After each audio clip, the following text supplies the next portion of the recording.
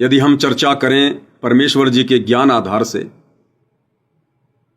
तो वर्तमान में जो घटना इस मनीषा बहन के साथ में घटित हुई है, ऐसी घटनाएं भाइयों और बहनों क्यों घटित हो रही हैं?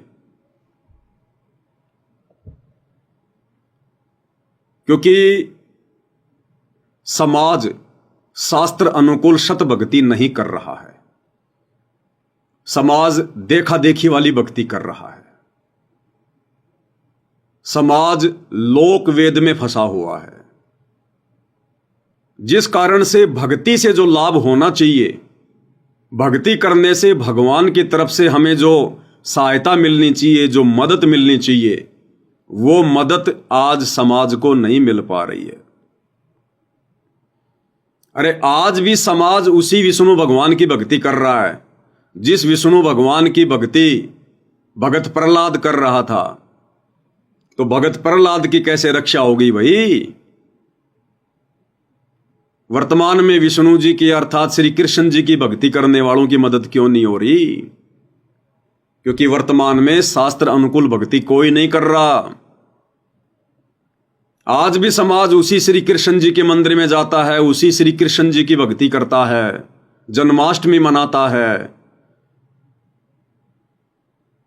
जिस श्री कृष्ण जी ने और मीराबाई के जहर को अमृत बना दिया था, हालांकि बनाने वाले तो परमात्मा थे, लेकिन समाज को समझाने की दृष्टि से बोला जा रहा है। तो आज वो श्री कृष्ण जी की भक्ति ऐसे समय में भाई बहनों के काम क्यों नहीं आ रही? जिस श्री कृष्ण जी की भक्ति करने से द्रौपदी का चीर बढ़ गया, उसकी साड़ी बढ़ गई। दुशासन जैसा योद्धा जो साड़ी उतार रहा था, खींच खींच के थक गया, पसीने आ गए, लेकिन द्रौपदी नंगी नहीं हो पाई। आज भी ये समाज उसी श्री कृष्ण की, उसी श्री विष्णु की भक्ति कर रहा भाई। आज क्यों हमारी बहनों के साथ में बलात्कार हो रहे हैं? आज क्यों उनके ऊपर अत्याचार हो रहे हैं? आज क्यों नहीं आ रहे श्री कृष्ण जी? आज क्यों नहीं आ रहे श्री विष्णु जी मदद करने के लिए? भगवान तो वही है ना, भगवान थोड़े बदल गए। लेकिन भाई और बहनों, आप और हमारा भक्ति करने का ढंग बदल गया, हमारा तरीका बदल गया। इसलिए समाज दुखी है, परेशान है। अगर ये मनीषा बहन शास्त्र अनुकूल भक्ति करती, साधना करती, यदि इसका परिवार भक्ति करता, और वर्तमान में पूरे विश्व में शास्त्र अनुकूल शत भक्ति के दाता केवल परमेश्वर रामपाल जी हैं, और संसार में कोई गुरु कहलाने का अधिकारी नहीं है, कोई उपदेश देने का अधिकारी नहीं है, किसी के पास में सतज्ञान नहीं है, चाहे कितने बड़े बाबा बन के बैठे हैं। इस देश के चारों शंकराचार्यों को भी भक्ति मार्ग का कै ख गए भी ज्ञान नहीं है, कै ख गए भी। बाकी ये छोटे मोटे बाबा प्रेमानंद, धीरेन्द्र शास्त्री, अनुरुद्धाचार्य, रितेश्वर महाराज, ये मंडलेश्वर, इनकी तो फिर बिसात ही क्या है, औकात ही क्या है भाई और बहनों।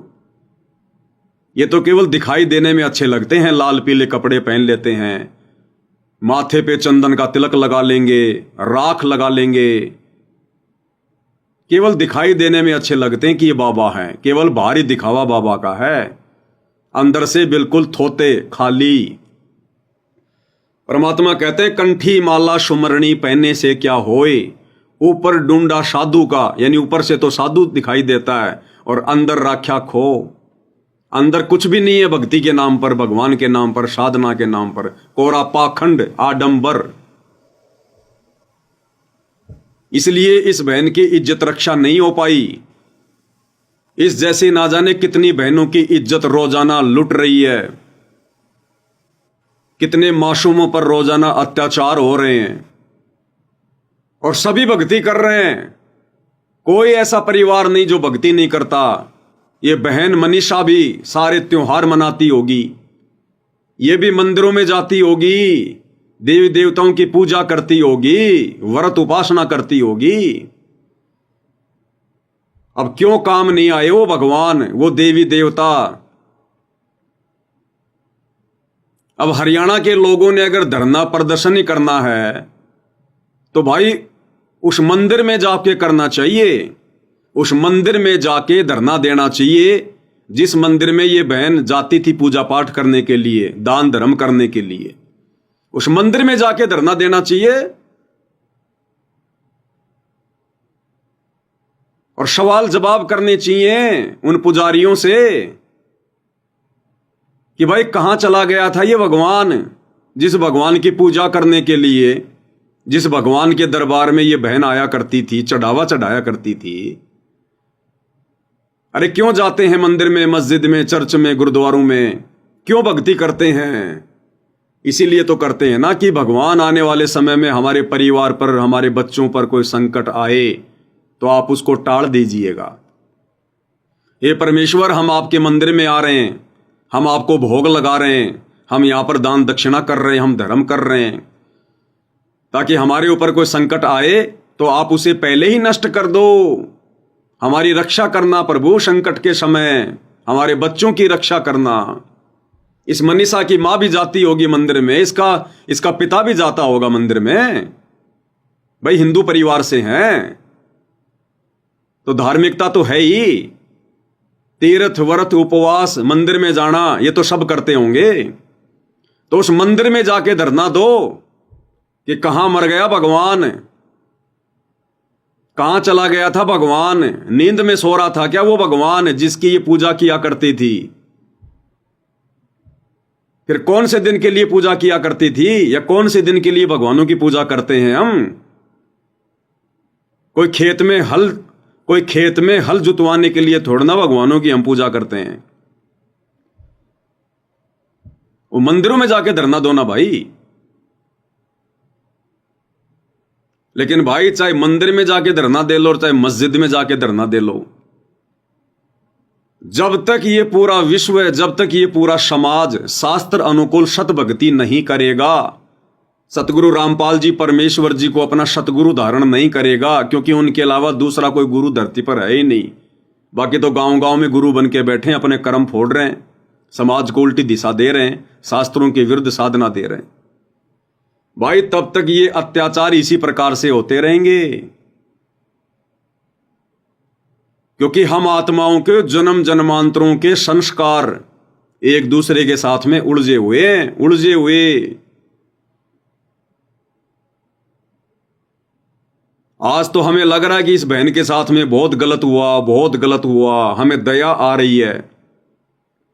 अगर हम आध्यात्मिक दृष्टि से सोचेंगे, जो कि सत्य है, इस बहन ने ना जाने अपने पूर्व जन्मों में क्या क्या वो कर्म कर रखे हैं, जो धर्मराज के दरबार में इसके अकाउंट में लिखे हुए हैं।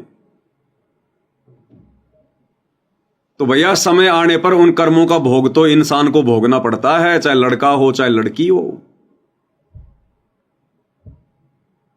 ये कर्म भोगने से तो हमारे भगवान भी नहीं बच पाए, फिर आप और हम कहां बचेंगे भाई? अरे द्वापर में श्री कृष्ण जी के पैर में बालिया नाम के शिकारी ने जहरीला तीर मारा और श्री कृष्ण जी रो रहे थे, क्योंकि अब बचने की कोई उम्मीद नहीं थी, वो जहरीला तीर था। और सबको पता है श्री कृष्ण जी की अर्थात विष्णु जी की द्वापर में मृत्यु उस जहरीले तीर से हुई, जहर से हुई।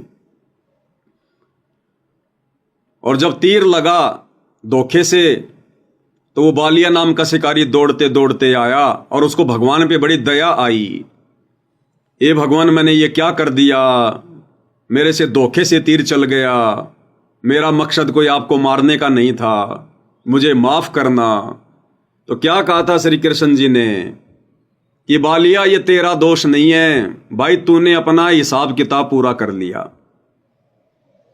तूने अपना हिसाब किताब पूरा कर लिया। तो बालिया ने कहा कि भगवान मेरा और आपका क्या हिसाब किताब, मैं एक भिखारी आदमी और आप द्वारिकाधीश। तब श्री कृष्ण जी ने कहा कि भाई त्रेता युग में मैं राजा दशरथ का बेटा रामचंद्र बन के आया था और तू उस समय सुग्रीव का भाई था बाली, और भाई मैंने भी उस समय तेरे को पेड़ की ओट लेकर धोखे से तीर मारा था और मरते मरते तूने कहा था कि भाई मैंने तेरा क्या बिगाड़ दिया, हम दोनों भाइयों का आपस का झगड़ा था, तूने बीच में आकर मुझे तीर क्यों मारा धोखे से, इसका बदला कब देगा? क्योंकि बदला कहीं न जात है तीन लोग के माँ, और सतगुरु मिले कबीर से तो सारे झंझट मिट जा। तो जब बाली ने पूछा कि भैया इसका बदला मुझे कब दोगे, तब श्री रामचंद्र जी ने कहा था कि द्वापर युग में मैं श्री कृष्ण के रूप में आऊंगा और उस समय तू भाई अपना बदला लेगा। तो हमारे तीन लोक के भगवान ये भी अपने जो कर्म है वो नहीं काट सकते, इनको भी अपने पूर्व जन्मों में की गई उन गलतियों की सजा भोगनी पड़ती है। तो इसी प्रकार ये जो बहन मनीषा है, इसका ये पहला जन्म थोड़ी है।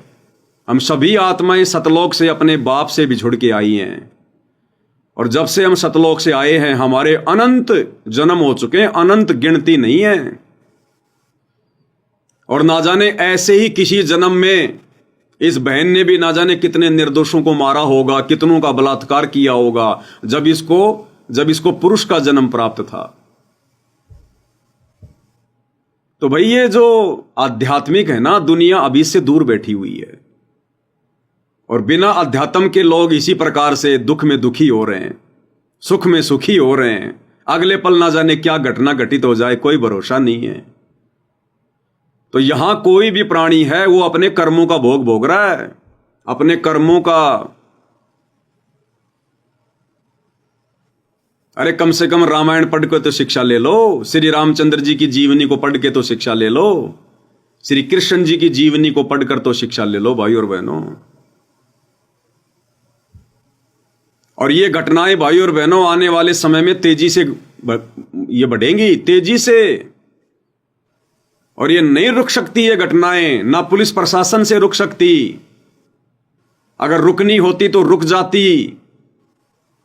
पुलिस प्रशासन बहुत ज्यादा सख्ताई करता है, उनकी मार पिटाई भी करता है जो लोग इस प्रकार के घटिया कर्म करने के बाद में पकड़े जाते हैं। लेकिन फिर से ऐसी घटनाएं घटित हो जाती हैं, क्योंकि भैया सब कुछ मन करवा रहा है। मन यानी ये काल करवाता सब कुछ। ऐसे घटिया कार्यों को अंजाम देते समय ये मन नहीं डरता, ये जीव नहीं डरता, क्योंकि उस समय बुद्धि पर काल सवार होता है।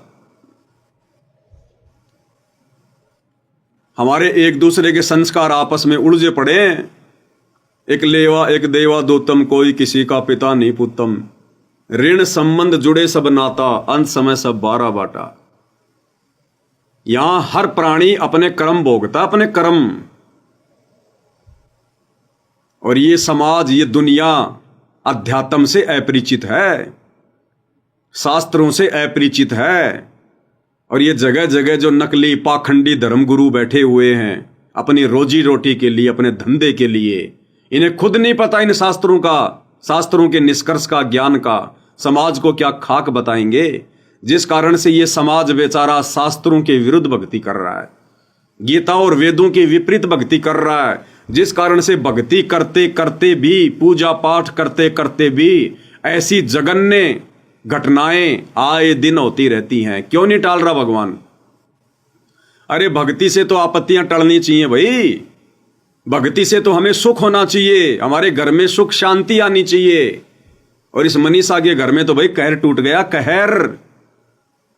कौन माता पिता बर्दाश्त करेगा अपने संतान के साथ जब ऐसा होता है? तो क्या इसके माता पिता भक्ति नहीं करते थे क्या? मंदिर में नहीं जाते थे क्या? व्रत नहीं करते थे क्या? 11-12 अमावस्या नहीं मनाते थे क्या? बाबा श्याम जी के नहीं गए क्या कभी? मेहंदीपुर के बालाजी के नहीं गए क्या कभी? सारी पूजा पाठ करते हैं, उसके बावजूद भी उनमें से एक भी देवी देवता ने आकर इस परिवार की मदद नहीं की, इस परिवार की रक्षा नहीं की। अन्यथा तो भगवान तो आपत्तियां टालता है। अरे भगवान नाम है सुख का, जो सुख दे दुख ना दे उसको कहते भगवान, परमात्मा। लेकिन वर्तमान में समाज सतगुरु रामपाल जी परमेश्वर जी के सत्संग ना सुन पाने के कारण, उनके द्वारा समाज को दी जा रही शास्त्र अनुकूल साधना ना करने के कारण शास्त्र विरुद्ध साधना पर लगा हुआ है।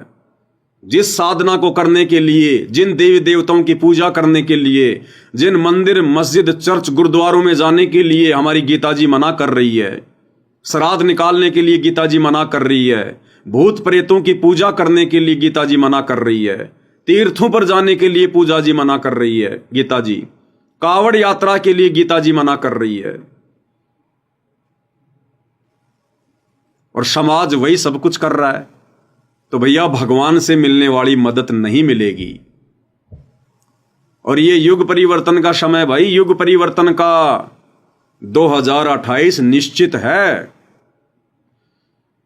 और युग परिवर्तन में ये घटनाएं आगामी दिनों में तेजी से घटेंगी, तेजी से, क्योंकि युग परिवर्तन का मतलब है अपने किए गए उन कर्मों का भोग प्रत्येक प्राणी ने भोगना पड़ेगा, जो अभी तक वो नहीं भोग पाए। तो ये घटनाएं तो भाई आने वाले दिनों में तेजी से घटेंगी।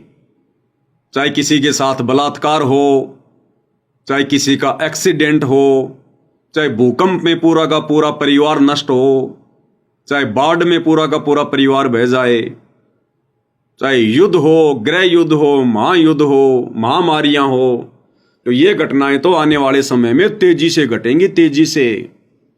और तुम्हारे मंदिर जाने से, मस्जिद में जाने से, चर्च में, गुरुद्वारे में जाने से, व्रत करने से, तीर्थ करने से, कावड़ लाने से 1% भी मदद नहीं होगी, 1% भी। क्योंकि पूरा का पूरा समाज काल की गोद में बैठा हुआ है, शास्त्रों के विरुद्ध साधना कर रहा है।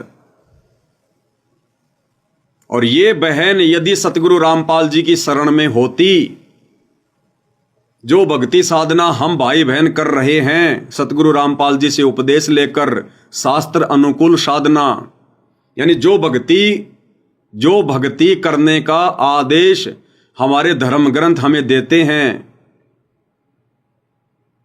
यदि ये बहन वो भक्ति कर रही होती, और उस भक्ति को करवाने वाले पूरे विश्व में केवल सतगुरु रामपाल जी हैं और दूसरा कोई नहीं है,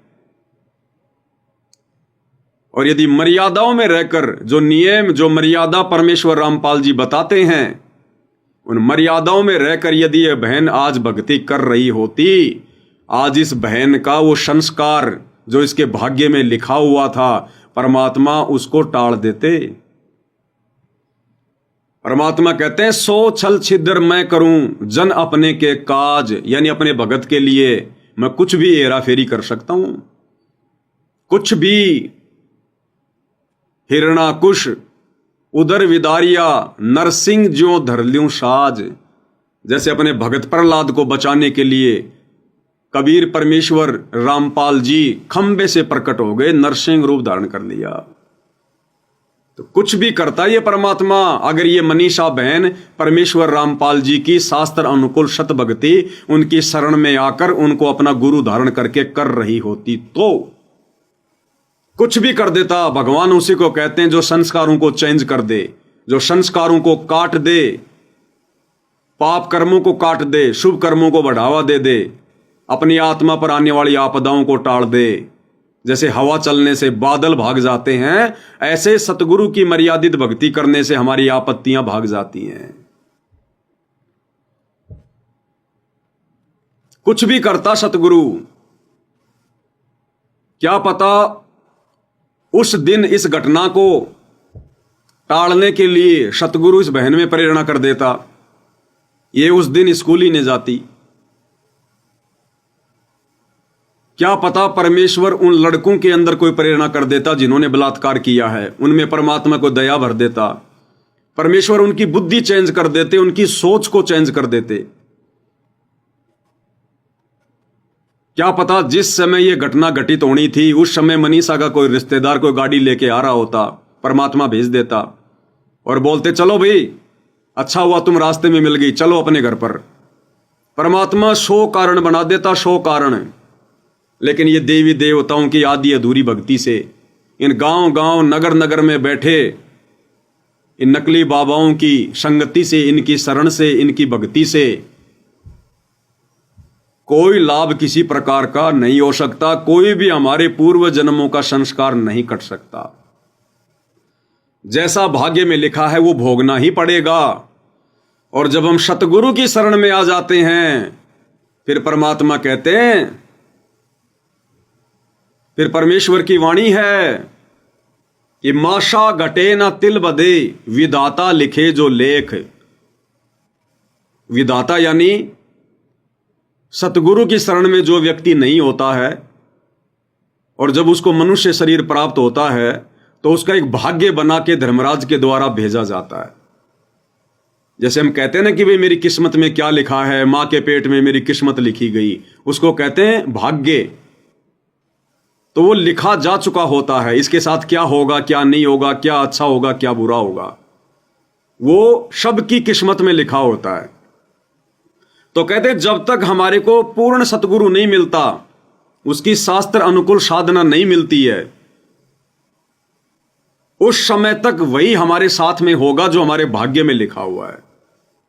उसमें माशा घटे यानी जरा सा भी उसमें रति भर भी घट नहीं सकता। माशा घटे ना तिल बदे, तिल यानी तिल का दाना जो आता है, तिल जिसका तेल निकाला जाता है, तिल कहते हैं इतना भी संस्कार आपका ना घट सकता ना बढ़ाया जा सकता। चाहे आप कितनी देवी देवताओं की पूजा कर लो, कितने मंदिर में जाओ, कितने कावड़ लेके आओ, जब तक आप सच्चे सतगुरु की शरण में नहीं आओगे, आपके भाग्य में जो लिखा है उसमें मासा घटे ना तिल बदे, विधाता लिखे जो लेख। लेकिन साचा सतगुरु मेट कर ऊपर मारे मेख। लेकिन जब हम सच्चे सतगुरु की शरण में आ जाते हैं तो सतगुरु हमारे भाग्य में लिखे हुए उन कुकर्मों को काट देता है, मिटा देता है, और सतगुरु अपनी तरफ से शुभ कर्म उसमें लिख देता है, जोड़ देता है, और ऊपर मेख मार देता है, ठप्पा लगा देता, अपनी मोहर लगा देता है। तो भाई और बहनों, जब तक ये समाज सतगुरु रामपाल जी परमेश्वर जी के सत्संग नहीं सुनेगा, उनके प्रवचन नहीं सुनेगा, उनकी संगति नहीं करेगा और शास्त्रों के अनुसार सत भक्ति नहीं करेगा, तब तक भाई ये इसी प्रकार से दुखी रहेगा, मरता रहेगा। ये कुक्रम, ये घटनाएं इसी प्रकार से तेजी से घटेंगी, तेजी से। पुलिस प्रशासन कुछ नहीं कर सकता। अरे सरकार या प्रशासन किसी का भाग्य चेंज नहीं कर सकते, किसी के कर्मों में फेरबदल नहीं कर सकते। जब श्री रामचंद्र जी अर्थात श्री विष्णु जी अपने खुद के उन कर्मों में फेरबदल नहीं कर सके, त्रेता में बाली मारा धोखे से, द्वापर में धोखे से पैर में जहरीला तीर खाना पड़ा। जब भाग्य में लिखे हुए संस्कार को, घटनाओं को हमारे भगवान नहीं काट सकते, तो पुलिस प्रशासन कैसे काट देगा, सरकार कैसे काट देंगी? ये तो संत काटेगा, पूर्ण संत, पूर्ण परमात्मा, सतगुरु। और सतगुरु से यदि हम लोग पीठ मोड़ के बैठे रहेंगे तो भाई इसी प्रकार से दुखी रहेंगे, इसी प्रकार से। इसलिए सभी भाई बहनों से निवेदन है, प्रार्थना है, अगर आने वाले युग परिवर्तन के समय में, जो कि शुरू हो चुका है, 2028 लास्ट है, ये 4 साल पूरे विश्व के बहुत भयंकर तरीके से गुजरेंगे। अब शांति नाम की आगे कोई चीज नहीं होगी। अगर उस युग परिवर्तन के दौरान यदि भाई और बहनों अपनी और अपने परिवार की सुरक्षा चाहते हैं तो सतगुरु रामपाल जी परमेश्वर जी के प्रवचन सुनना शुरू कर दो। परमेश्वर फिर कुछ भी करेगा, ऐसी घटनाओं को अंजाम नहीं होने देगा। जैसे 12 अगस्त 2025 को मुझ पवन दास की हिसार कोर्ट में पेशी थी, वीडियो अभी आपने देखा, एक बार फिर से आपको दिखाते हैं। ये 12 अगस्त 2025 की घटना है। मुझ पवन दास पर काल प्रेरित सतलोक आश्रम मैनेजमेंट हरियाणा वालों ने परमेश्वर रामपाल जी को मानुष समझकर एक झूठा मुकदमा लगवाया हुआ है। मैं पवन दास और जयपुर से 2 भाई, ये जो आ रहे हैं वीडियो में, मुकेश दास और मनोज दास, हम हिसार की तारीख पर गए हुए थे और सतलोक आश्रम वालों ने मुझे मारने की, मेरा मर्डर करने की उस दिन पूरी प्लानिंग कर रखी थी। ये लोग देखो हो गए इकट्ठा, लेकिन परमेश्वर ने मुझे बचाया। अभी एक जो गाड़ी जाएगी इधर से, ये गई ये वाली गाड़ी। परमेश्वर ने 100 छल छिद्र किया मुझे बचाने के लिए, इन गुंडों से, इन दरिंदों से, इन बदमाशों से, जो भगत के वेश में भेड़िए बनकर घूम रहे हैं, ये सतलोक आश्रम वाले। इन दरिंदों से परमेश्वर ने मुझे बचाया, सो छल छिद्र किया परमात्मा ने, क्योंकि उनके आशीर्वाद से मैं उनकी मर्यादित भक्ति पर लगा हुआ हूं। मैं पवनदास अपने पूज्य गुरुदेव भगवान के प्रति पतिव्रता उस पद पर रहते हुए पूर्णतया समर्पित हूं। मेरे शौपन में भी कोई अन्य देवी देवता आन उपासना नहीं है। मैं शौपन में भी उनकी मर्यादा तोड़ने का विचार नहीं करता, जहां तक मेरी पार बसाती है। तो परमेश्वर ने उस दिन अपने आत्मा के लिए सो छल छिद्र किया। ये तो मारने के लिए जमा हो रहे थे, सारे के सारे गुंडे गाड़ियां लेकर आए थे, उनमें हथियार लेके आए थे। इनकी तो ये प्लानिंग थी कि आज इसका समाप्त करना, आज इसको। लेकिन उस अंतर्यामी सर्वज्ञ जानी जान परमेश्वर परम पूज्य सतगुरु रामपाल जी को इस बात का पता था। और परमेश्वर कहते हैं, जय हमरा भगत पछोड़ी होई तो हमरा नाम ना लेवे कोई। अगर मेरे भक्तों पर आपत्ति आ गई तो मेरा नाम कौन लेगा, फिर भक्ति कौन करेगा, कौन विश्वास करेगा फिर भगवान पर। तो उस दिन परमेश्वर ने सो छल छिद्र किया अपनी आत्मा के लिए, इन दरिंदों से, इन बदमाशों से, सतलोक आश्रम मैनेजमेंट हरियाणा वालों से बचाने के लिए परमेश्वर ने उस पुलिस वाले को भेज दिया और गाड़ी में बैठा के मुझे ले गया। ऐसे परमेश्वर ने दास की रक्षा की। और इन भाइयों का कोई कर्म था और भक्ति में कोई कमी थी, क्योंकि परमात्मा कोई मार पिटाई करके थोड़ा ना कोई ये कर्म कटवाते हैं। परमात्मा तो भक्ति देकर हमारे जो कर्म हैं उनको कटवाने के लिए आए हैं। लेकिन जब तक हमारी भक्ति उस लेवल की नहीं होती, हमारा विश्वास उस स्तर पर नहीं होता है, और यदि ऐसा कोई हमारे उस भाग्य में संस्कार है, तो परमात्मा उसको हल्के में टाल देता है। तो इसी प्रकार ये जो दो भाई मेरे साथ में गए थे, जिनकी वहां पर उन गुंडों ने, सतलोक आश्रम वालों ने मार पिटाई की उनके साथ में, परमेश्वर ने सूली की सजा कांटे में टाल दी। सूली की सजा कांटे में, अन्यथा वो तो जानवरों की तरह अंधे होके लात घूसे बरसा रहे थे, और ना जाने कहां क्या चोट लग जाए, उसी समय आदमी ढेर हो जाए। लेकिन परमेश्वर रामपाल जी ने इन आत्माओं की भी रक्षा की और एक संदेशा दे दिया इन आत्माओं को कि भैया, चिंतन मनन करके जो भी कमी है तुम्हारी मर्यादाओं में या भक्ति में, भले तुम भक्ति को हल्के में ले रहे हो या मर्यादाओं को हल्के में ले रहे हो, या जितनी भक्ति सतगुरु चाहता है उतनी नहीं कर पा रहे हो, तो भाई अपनी उन कमियों पे विचार करो और भक्ति को बढ़ाओ, ताकि आने वाले समय में परमात्मा फूल जितनी चोट भी तुम्हारे ऊपर ना आने दे, फूल जितनी भी। क्योंकि समर्थ जो चाहे सो कर सकता है और धरती पर वर्तमान में प्रकट है, लेकिन कर्म उसी के काटेगा जो उसकी मर्यादाओं में रहकर भक्ति करेगा। तो इस मनीषा बहन की भी यदि ये सतगुरु रामपाल जी परमेश्वर जी की शरण में होती, भक्ति कर रही होती, मर्यादा में होती, तो परमेश्वर सो छल छिद्र करता, इस बहन की जान बचाता। इसलिए भगवान की भक्ति की जाती है, इसलिए परमात्मा के लिए आत्मा युगों युगों से तड़प रही है। इसलिए हमारे साधु संत महात्मा त्रेता में, द्वापर में घर बार छोड़ के जंगलों में जाकर, गुफाओं में जाकर परमात्मा प्राप्ति के लिए अपना शरीर तक नष्ट कर दिया करते थे, क्योंकि उन्हें पता था कि भगवान एक ऐसी वस्तु है, परमात्मा एक ऐसी वस्तु है, अगर वो प्राप्त हो जाए तो फिर हमारे ऊपर दुख नहीं आएंगे, फिर परेशानियां नहीं आएंगी। लेकिन भाई और बहनों, वर्तमान में पूरा का पूरा विश्व काल प्रेरणा से, भक्ति और भगवान की परिभाषा से सैकड़ों कोस दूर बैठा है, और काल ने जगह जगह अपने साधु संत महात्मा आचार्य शंकराचार्य भेजकर आत्माओं को भक्ति और भगवान के नाम पर भ्रमित कर रखा है, उल्टी साधनाओं पर लगा रखा है, शास्त्र विरुद्ध साधनाओं पर लगा रखा है। इसलिए वर्तमान में समाज को विचार करना चाहिए, चिंतन मनन करना चाहिए। सोशल मीडिया का जमाना है, विज्ञान का जमाना है, टेक्नोलॉजी दी है भगवान ने, विचार करो भाई, ये बकवाद करने के लिए नहीं दी परमात्मा ने। सारा दिन मोबाइल में शॉर्ट वीडियो, रील वगैरह, अश्लील वीडियो, फोटो, दुनिया भर की फिल्में, गाने जो तुम सुनते रहते हो, इससे हमारे इससे हमारे ये कर्म बिगड़ रहे हैं। हमारे कर्म नहीं बन रहे, हमारे कर्म बिगड़ रहे हैं। और जितने ज्यादा हमारे ये कर्म बिगड़ेंगे उतनी ज्यादा घटनाएं आने वाले दिनों में हमारे साथ घटित होंगी।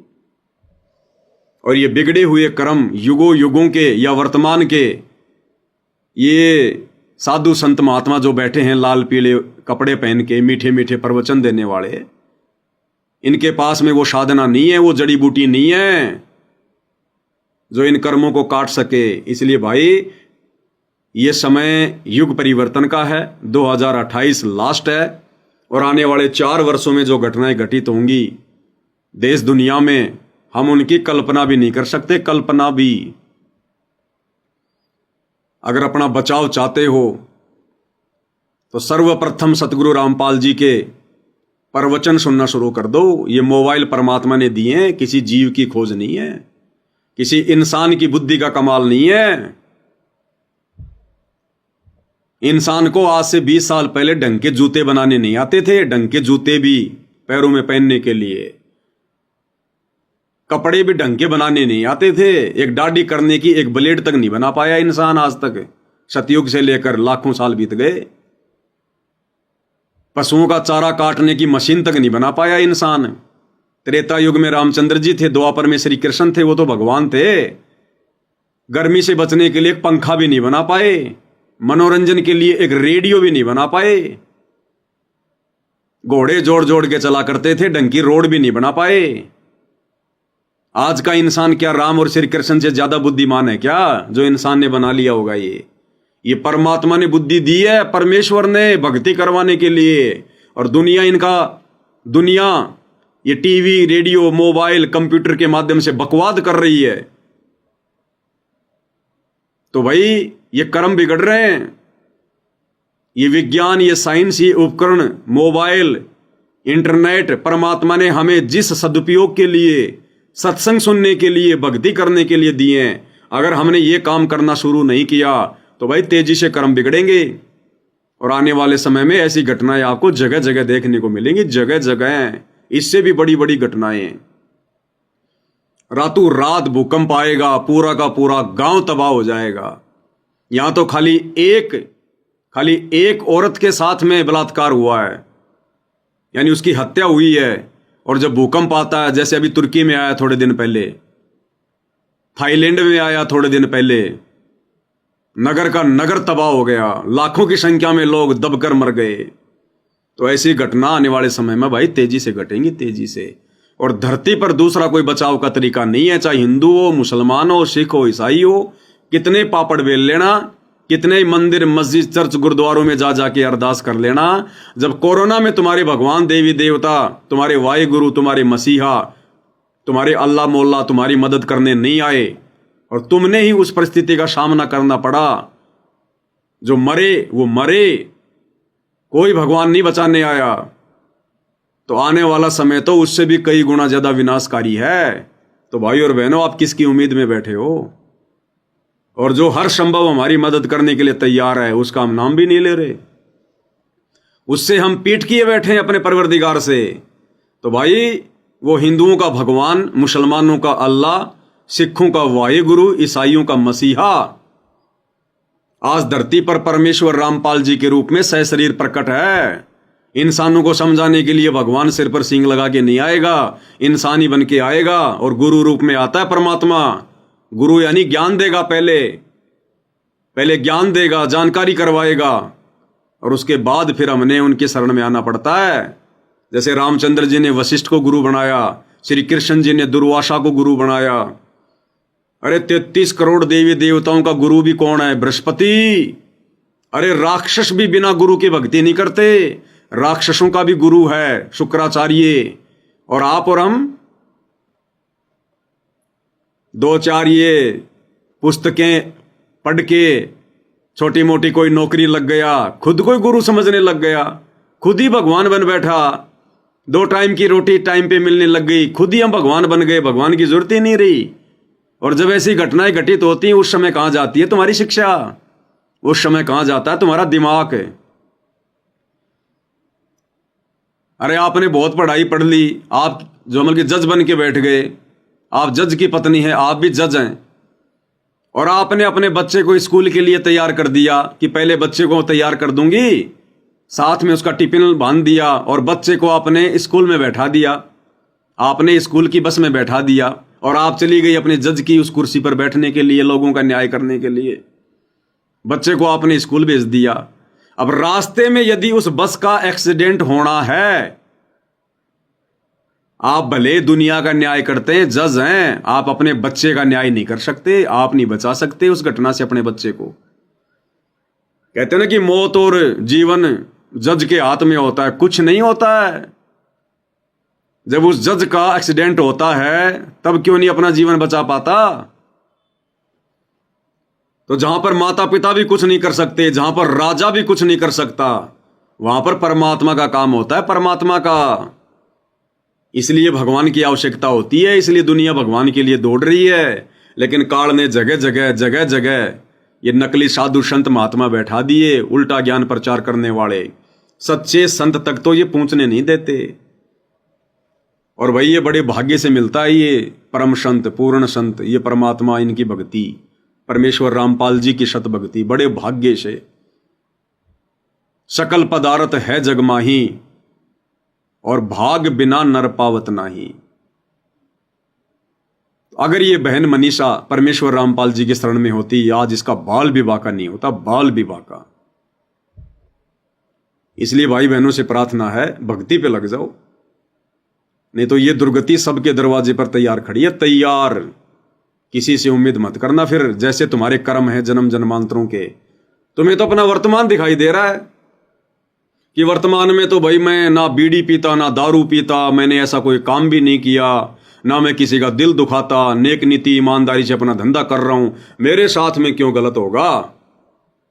अरे वो तीनों सेनाओं का अध्यक्ष विपिन रावत, वो कौन सी चोरी करता था? उसने किसका बलात्कार किया था?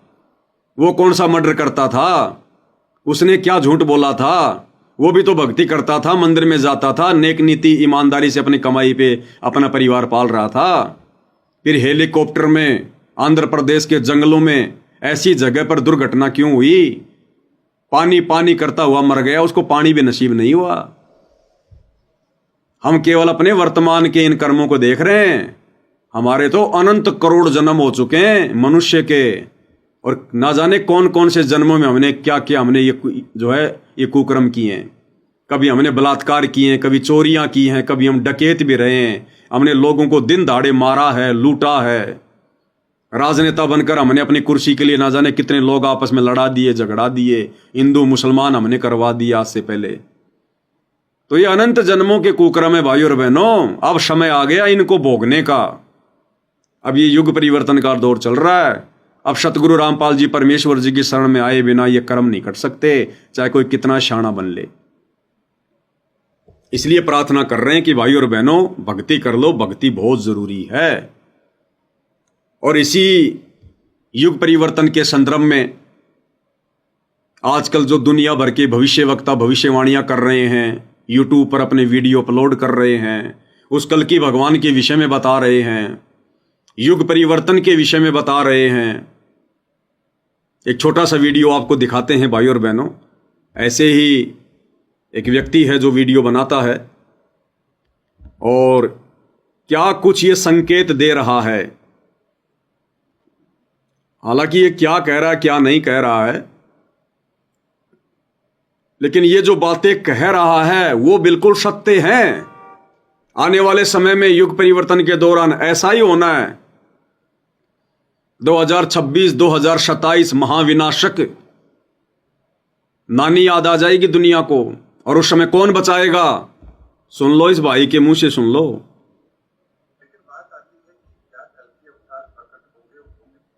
क्योंकि पूरी दुनिया उस कल की भगवान के पीछे भाग रही है ना। कल की भगवान, कल की भगवान, उस कल की भगवान के अलावा दुनिया को कोई बचा नहीं सकता है।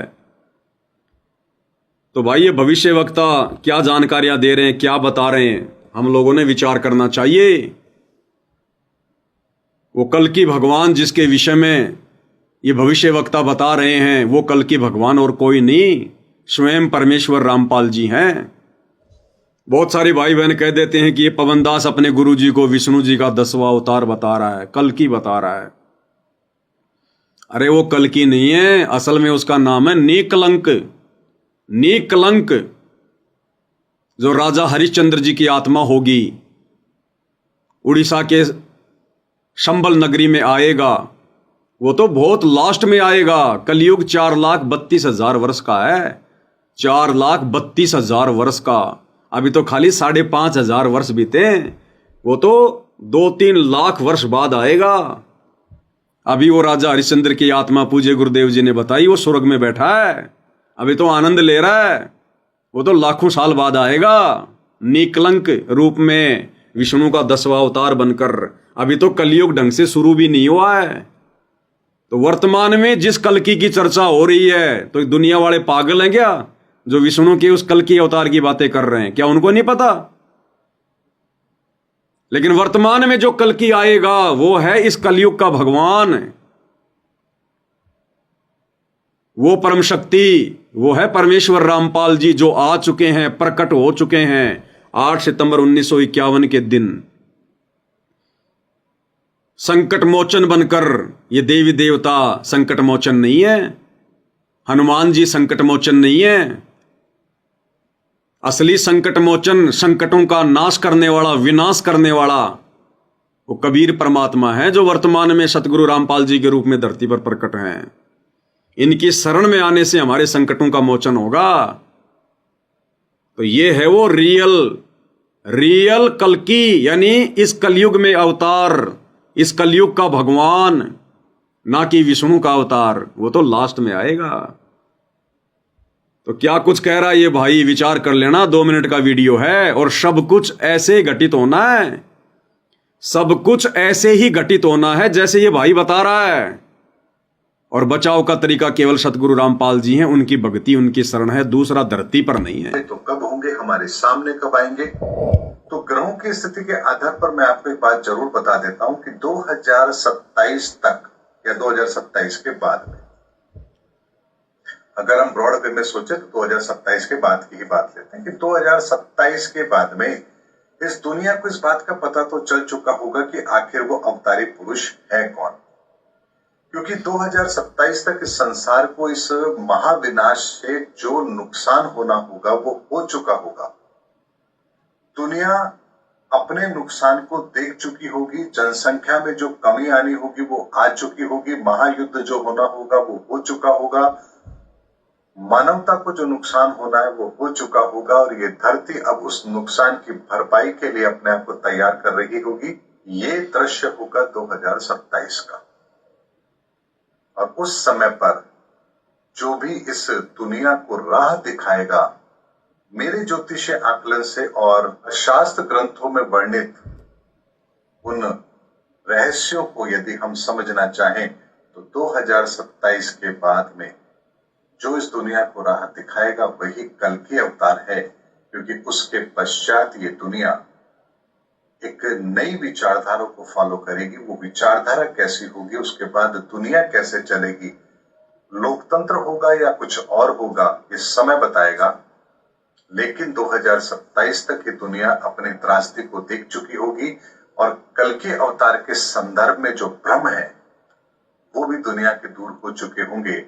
और 2027 के बाद दुनिया ये समझ चुकी होगी कि वर्तमान में कल्कि अवतार कौन है, और उन्होंने इस संसार को आगे बढ़ाने के लिए, मानवता की रक्षा के लिए जो करना है वो क्या करने वाले हैं, किस तरह से करने वाले हैं, ताकि संसार का आने वाला समय सही रहे, मानवता सुरक्षित रहे और ये दुनिया प्रगति के रास्ते पर चलती रहे। ये सब कुछ होगा लेकिन 2027 के बाद होगा। इसीलिए कल्कि अवतार के संदर्भ में जो लोगों के भ्रम है, मैंने उस भ्रम को दूर करने की कोशिश की है। क्योंकि शास्त्रों में कहीं भी कोई बात लिखी गई है तो उसके पीछे एक बहुत बड़ा गूढ़ रहस्य होता है। और यदि हम शब्द का अर्थ निकालेंगे तो कई बार अर्थ का अनर्थ होता है, लेकिन शब्द के मर्म को अगर समझेंगे तो उसके सही रहस्य तक हम जरूर पहुंच पाएंगे।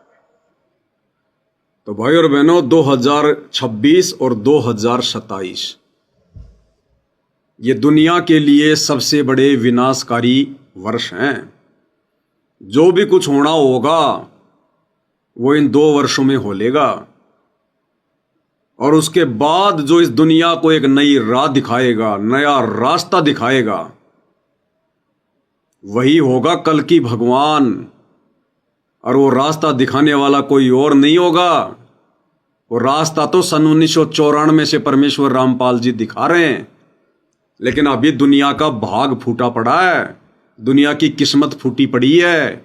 शकल पदार्थ है जग माही, भाग बिना नर पावत नाही। इसलिए उस परम संत को दुनिया पहचान नहीं रही है। उनके विषय में उल्टा बोलकर, झूठा बोलकर, गंदा गंदा बोलकर और ज्यादा दुखी होने के लिए अपने कर्म बिगाड़ रही है। तो 2027 के बाद जो दुनिया को राह दिखाएगा वही होगा कल की भगवान।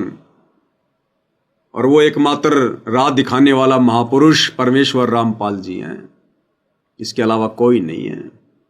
और जो समय रहते उनकी शरण में आ जाएंगे, उनके प्रवचन आज से ही सुनना शुरू कर देंगे यूट्यूब पर जेब से मोबाइल निकाल कर। और अगर उनकी शरण में आ जाएंगे, उनकी भक्ति पर लग जाएंगे, तो तुम्हारे भाग्य में अगर मृत्यु भी है तो परमेश्वर उसको बादलों की तरह दूर हटा देंगे। तुम्हारे ऊपर फूल जितनी चोट भी नहीं आने देंगे, फूल जितनी चोट भी। ये परमात्मा है, सारी सृष्टि का मालिक है, लेकिन कार्य करेगा भाई और बहनों अपने भक्ति विधान के अनुसार। किसी के रोने धोने से, चिल्लाने से नहीं। ये भावुकता में भावुक नहीं होता। ये भगवान जोश में होश नहीं खोता हम इंसानों की तरह। ये अपने विधान का पक्का है, अपने नियमों का पक्का है। तो 2028 लास्ट युग परिवर्तन का समय ज्ञान गंगा पुस्तक में पूज्य गुरुदेव भगवान ने साफ साफ लिखा हुआ है। नास्त्रदमस की भविष्यवाणी में पढ़ लेना, अगर नहीं पढ़ा तो। अगर भक्तों की भी आंखें बंद हों तो खोल लेना भाई, नास्त्रदमस की भविष्यवाणी में पढ़ लेना। सन 1905 से लेकर 2028 गुरुदेव ने महापरिवर्तन का समय लिखा हुआ है। और आ गया वो समय, अब मुट्ठी भर भी समय नहीं है। मुट्ठी भर यानी मुट्ठी में 5 उंगलियां होती हैं, 5 साल भी नहीं है पूरी। ये 2025 आधी से ज्यादा चली गई है। 26 और 27, 28 में तो फिर परमात्मा का सतयुग का सवेरा होगा, सतयुग का सवेरा। यानी जितनी आत्माएं उस युग परिवर्तन के दौरान सुरक्षित रह पाएंगी, जो बच पाएंगी, उन आत्माओं को फिर परमात्मा शत भक्ति देने के लिए सतयुग में प्रवेश करवाएगा। फिर दोबारा से समाज का नवीनीकरण होगा, दोबारा से समाज का सुधार होगा। जितनी भी जो ये दुष्ट आत्माएं होंगी, पाप आत्माएं होंगी, नास्तिक व्यक्ति होंगे, अधर्मी व्यक्ति होंगे, जिन्होंने इन 2 वर्षों में 26 और 27 में शराब पीना नहीं छोड़ा, नशा करना नहीं छोड़ा, मांस खाना नहीं छोड़ा, चोरी जारी डकैती ठगी भ्रष्टाचार करना नहीं छोड़ा, रिश्वत लेनी नहीं छोड़ी, बलात्कार करने नहीं छोड़े, उनके बक्कल उतरेंगे, बक्कल। ये प्रकृति किसी को नहीं छोड़ेगी। वो ऐसे जाएंगे जैसे गधे के सिर से सींग जाते हैं। क्योंकि 2028 के बाद सतयुग में केवल परमात्मा की विशेष धार्मिक और पुण्यकर्मी और आस्तिक आत्माएं ही प्रवेश करेंगी। इसलिए इन विषय विकारों से,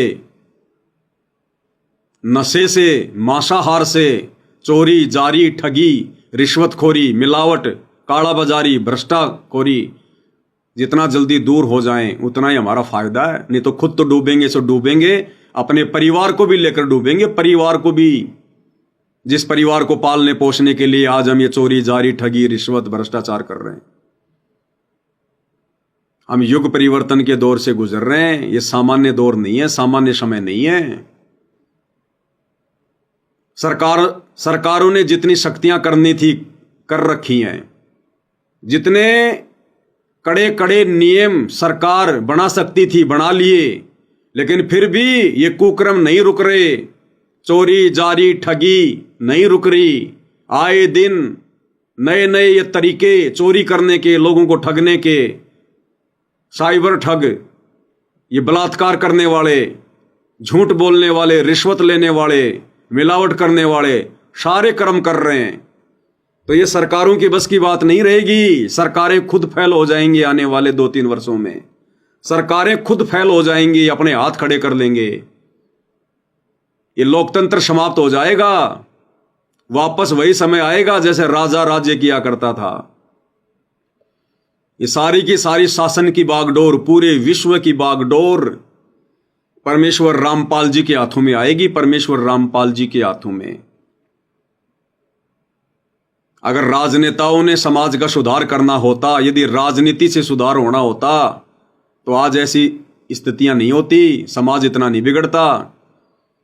हिंदुस्तान से ज्यादा साधु संत महात्मा दुनिया में कहीं नहीं है। अगर इन साधु संत महात्माओं के, इनके प्रवचनों से, इनके द्वारा ये बताई जा रही साधना, ये मंत्रों से अगर लोगों का भला होना होता, समाज ने सुधरना होता, तो सुधर लेता। आज हमारे भारत देश में चेले कम और बाबा ज्यादा है, लेकिन फिर भी कोई असर नहीं। तो अब आगे जो भी कुछ होगा, जो भी कुछ करेंगे, ये कल की भगवान परमेश्वर रामपाल जी करेंगे। इसलिए भाई और बहनों, अपना बचाव चाहते हो, सुधार चाहते हो, सतयुग में प्रवेश करना चाहते हो, तो परमेश्वर रामपाल जी के अति शीघ्र यूट्यूब पर प्रवचन सत्संग सुनना शुरू कर दो। नहीं तो भाई बक्कल उतरेंगे, बक्कल। ये काल और ये दुर्गा, ये किसी को नहीं छोड़ेंगे, आने वाले समय में किसी को नहीं छोड़ेंगे। तो भाई और बहनों, हमारी तो विनती है, केवल प्रार्थना है, केवल समाज को सत संदेशा ही दे सकते हैं। मानना या ना मानना ये भाई अपने अपने भाग्य पर निर्भर करेगा, अपनी अपनी किस्मत पर निर्भर करेगा, क्योंकि ये पूर्ण ब्रह्म परमेश्वर रामपाल जी की सत भक्ति करना हर किसी के भाग्य में नहीं होता। भाई और बहनों, कोई शुभ कर्मी, कोई पुण्य कर्मी, विशेष आत्मा होंगी जो इस परमेश्वर के प्रवचन सुनेंगी। अन्यथा इस काल की आग में इसी प्रकार से दुनिया जलती रहेगी जैसे वर्तमान में जल रही है। सुबह घर से निकल गए राजा बाबू बन के, शाम को घर वापस लौटेंगे नहीं लौटेंगे कोई भरोसा नहीं है। फिर भी आदमी की सुरती 7वें आसमान पर है, पता नहीं क्या क्या वो प्लानिंग करके बैठा है।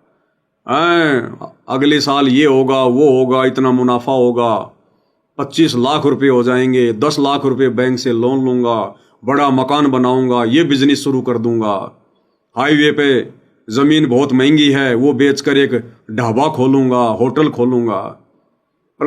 ये सोचते सोचते जा रहा है, पीछे से ट्रक वाला टक्कर मार दी, वहीं भाई की चटनी बन गई।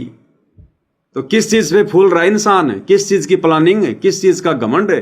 ये मिट्टी का पुतला, आग में ये जल जाए, बीमारी से ये मर जाए, पानी में ये गल जाए, एक्सीडेंट में ये मर जाए, हार्ट अटैक में ये मर जाए, एक सेकंड का भरोसा नहीं है। घर में बैठे बैठे प्लानिंग कर रहे हैं, ये करूंगा, वो करूंगा, ऊपर से पंखा टूट के गिर गया, खोपड़ी में पड़ गया, वहीं भाई फेल हो गया। काहे की प्लानिंग कर रहे हैं भाई? अरे अगर प्लानिंग ही करनी है तो अपने आत्म कल्याण की करो, भक्ति की करो।